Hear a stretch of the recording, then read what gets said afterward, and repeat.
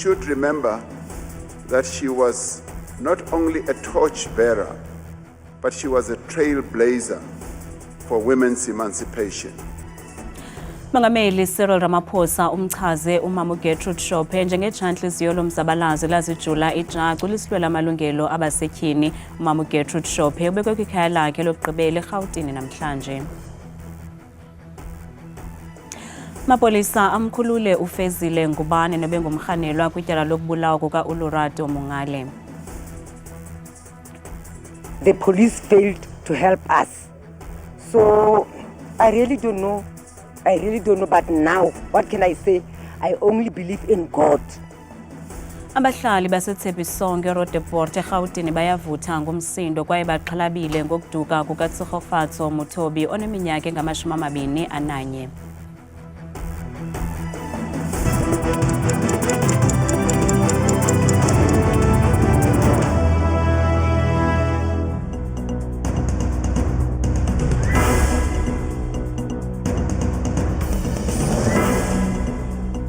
Sinamkele kwindaba zethu andambe ndodwa andamba nophumza sikhumba noyitoliki yolwimi lwezandla Bhotani Mzontsundu.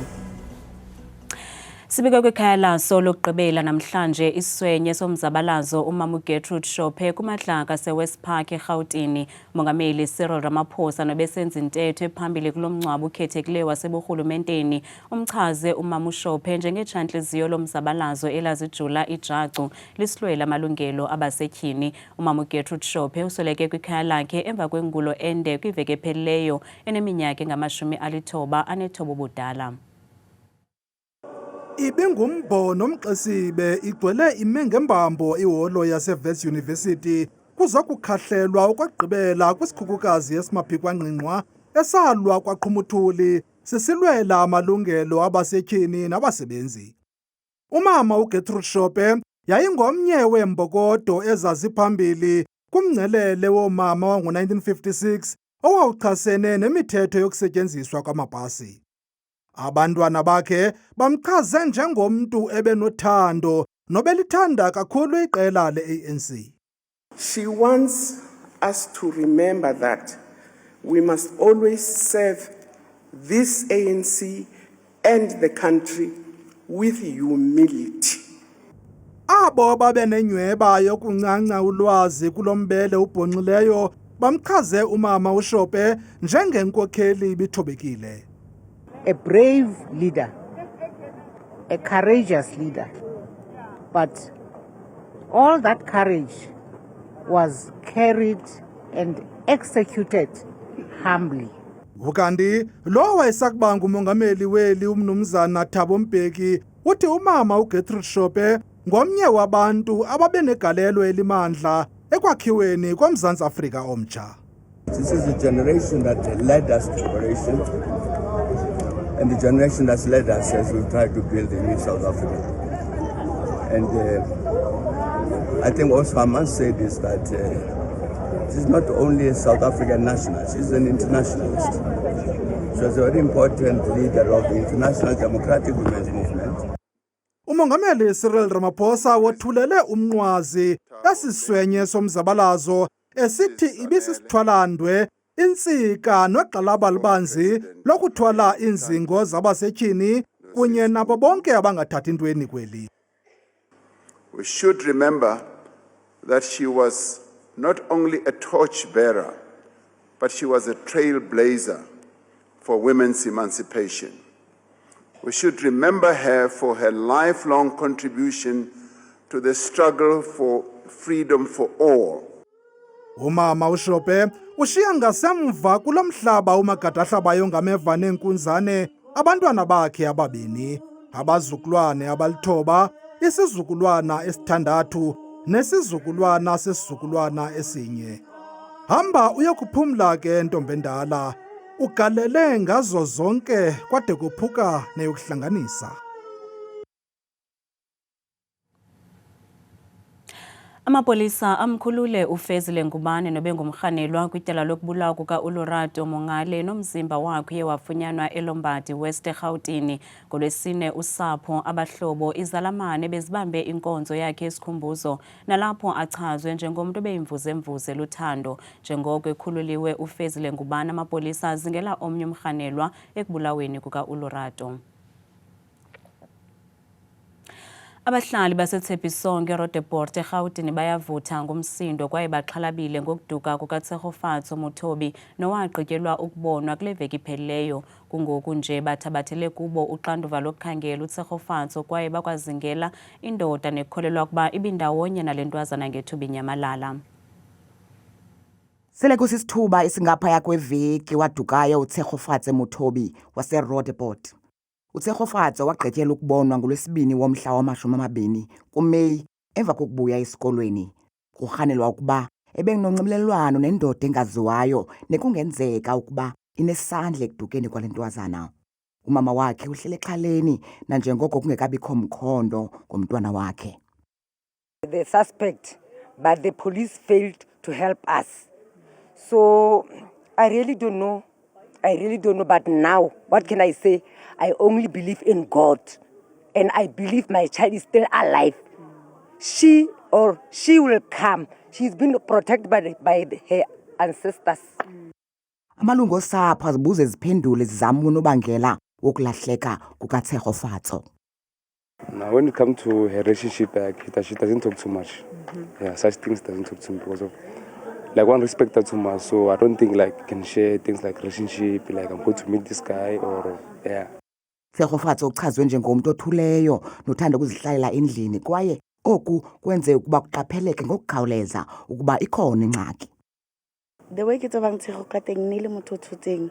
Ngendlela endimazi ngayo uTshego ngumuntu othuleyo ongathandi nestrato. Uphuma esikolweni abuye ahlala endlini. Yiloo nto ngalamini samangala xa engabuyi saqala sangazinzi kuba ngumuntu omsulwa kulapho ke siye safonela amapolisa. So that's why really gaqala ga panic ga fonela amapolisa. Abahlali bathi baza kuqhubekela phambili nephulo lokukhangela uTsegofatso de bamfumane. Usapho lukaJohn Mosimane Moholo luxhalekile kulandela ukuhlaselwa kwakhe ngumntu ancuma naye. Sele kuzintsuku ezili-14 uMosimane ngeniswe esibhedlele ekwimeko emaxongo waze wenza utyando entloko ngentseni yanamhlanje. Usapho luthi ayisosihlandlo sokuqala esi ummangalelwa ehlasela uMosimane kwaye belusapho bafuna ubulungisa. Usapho lukaJohn Mosimane Moholo lufuna ubulungisa emva kokuba enzakaliswe kanobomi ngowasetyhini ancuma naye oneminyaka engama-23 ubudala. Isihlobo sikaMosimane sithi umtyholwa wonzakalise umfo wabo ngentsimbi entloko wamshiya edindilize phantsi. Girlfriend ka Mosimane. Intombi kaMosimane ivumile ukuba ihlasele uMosimane ngentsimbi emva kwentloko. Ndambuza ukuba uyenzeleni loo nto. Imeko akuyo uMosimane inzima kakhulu. Uthi ezi zithandani zisoloko zixabana, intwazana iphakamise isandla ngakumlingani wayo. Mosimane ga se motho olwa. uMosimane akangomntu onobundlobongela. Usoloko nomoya phantsi kwaye ebekhetha ukungamhoyi xa esilwa. Akaqali ke ukumhlasela. Wake wamphosa ngemela izihlandlo ezintathu. Uhlale silwa. uMosimane akaphindisi. Usihlalo wombutho wonontlalontle ukholelwa ukuba zininzi iimeko apha amadoda exhatshazwa ngamaqabane awo kodwa angawaxeli. Ngamaxesha amaninzi sifumana ingxelo ezibhedlele malunga nento eyenzekileyo kwixhoba ngenxa yokuba lonzakele. Kodwa amadoda axhatshazwayo awakuxeli ukuxhatshazwa. They do not report. Iinkcukacha-manani zolwaphulo-mthetho zekota yesine zakutshanje zidize ukuba ulwaphulo-mthetho lwande ngomyinge we-4% kwiphondo laseMntla-Ntshona. Ukanti umtyholwa useluvalelweni kulindeleke ukuba afake isicelo sebheyili ngoLwesine weveki ezayo. Kumkani yesizwe samampondo aseQawukeni ukumkani Silo Sohlanga kaDakhile Sigcawu namhlanje unike imbeko ehlonipha nomqela ushiwe zikumkani zesisizwe kwidabi lokulwa inkqubo yobukoloniyali nasekulweleni inkululeko kweli loMzantsi Afrika. Namhlanje kumkani iphelekweli igqiza layo ibeke inkatha eFreedom Park ePitoli ngelikhumbula ikumkani zamampondo ezifana nokumkani uFaku nokumkani uSigcawu negalelo labo liyakuhlala lihleli kwimbali yesisizwe. Today, Freedom Park is honoring the kings and chiefs from the Mpondo Kingdom who played a role in colonial resistance and in the liberation struggle. Not only the kings and chiefs, also amaqhawe namaqhawekazi asemampondweni abalwa for umzabalazo. For instance, if you look at this side, it's a wall of our heroes who fell during the Mpondo Revolt. So King Silo Sohlanga kaDakhile will be laying wreath for the kings and chiefs who played a role in the liberation struggle, and also for our heroes who also died passed away fighting for liberation. Amampondo have played a very, very important part in general in the liberation struggle.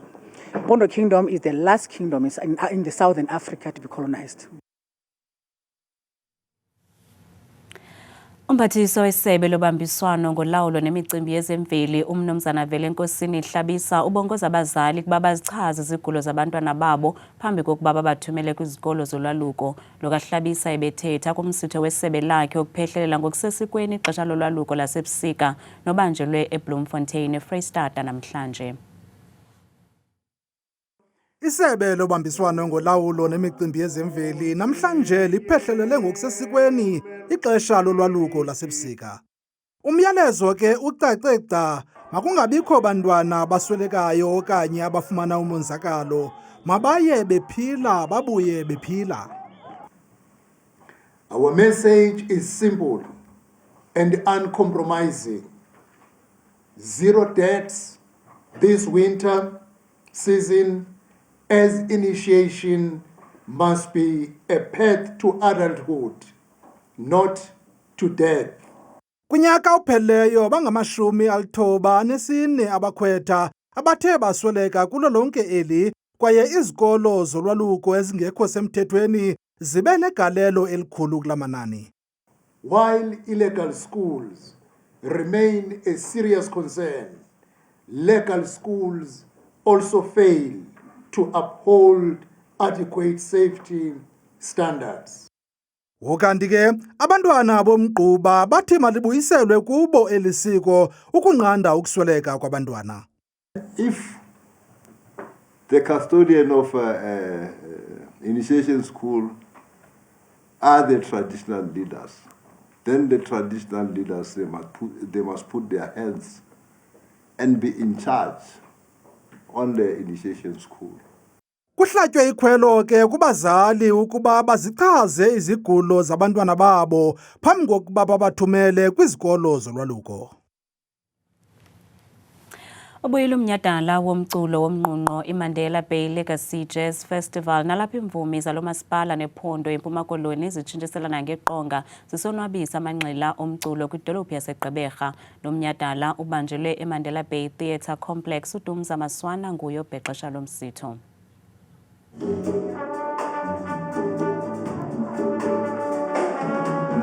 Bekumbetshembetshe kudityenwe ngothando lwesingqi somculo wejazz namhlanje eGqeberha kwiphondo leMpuma Koloni. Abathandi kunye neemvumi bezingungelene eMandela Bay Theatre Complex neyisayi kubizwa ngePort Elizabeth Opera House. Tonight, we will be honoring the Eastern Cape jazz legends. Featuring in our program, we have the South African National Jazz Orchestra, which was formulated in 2024 to essentially bring together young musicians from the province with one mission only: to institutionalize South African jazz and pay homage to the past and present jazz legends. Imvumi nekwangumbhexeshi walomsitho uDumza Maswane uvakalise imincili nokuthobeka kukunikwa uxanduva olufana nolu. This house is so warm and it's full of history, it's full of so much, talent, greatness. We have Brahebi tonight. We have put Andile, Yenana, who's from this side, of the world. It's so beautiful. Lelivulile iqonga iqala lomculo uTebogo Situmedi nowaziwa ngoAustebza esondlalela ogxa bakhe watsho yafudumala indlu.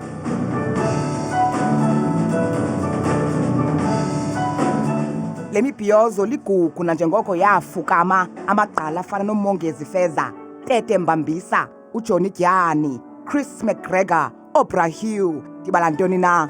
Le ndibano iphawula ubungangamsha bomculo wejazz eMpuma Koloni noMzantsi Afrika ngokubanzi. NaseMozulu noThabile Makhaphela.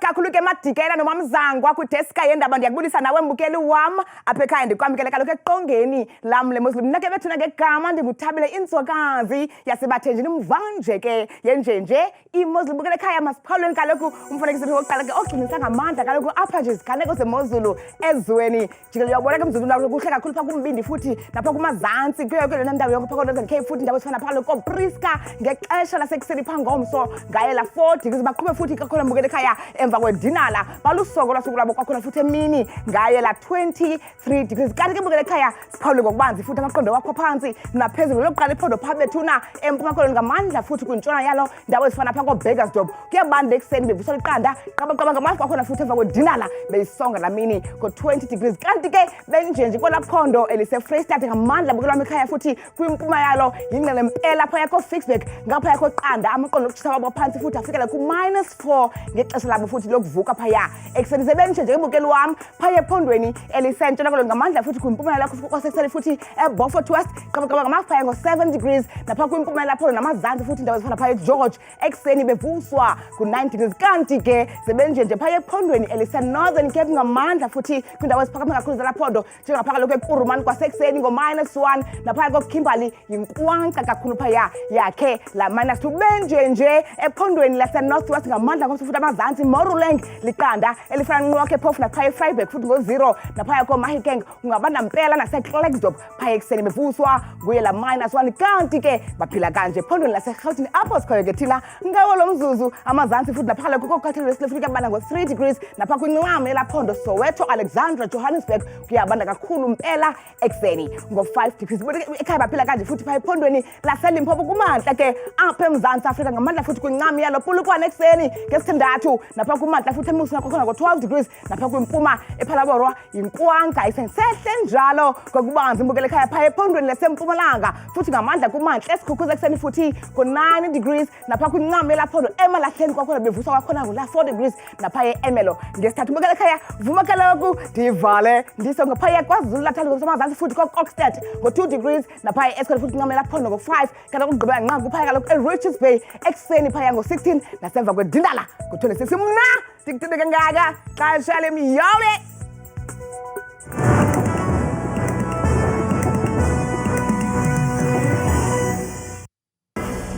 Kanti ngawafumana la manqaku namanye kwiqonga lethu le-YouTube nelithi Indaba Zethu 163 ngomso oxa bethu baza kuziphaka zishushu izindaba zethu ngolwimi lwesiZulu. Kamnandi mawethu.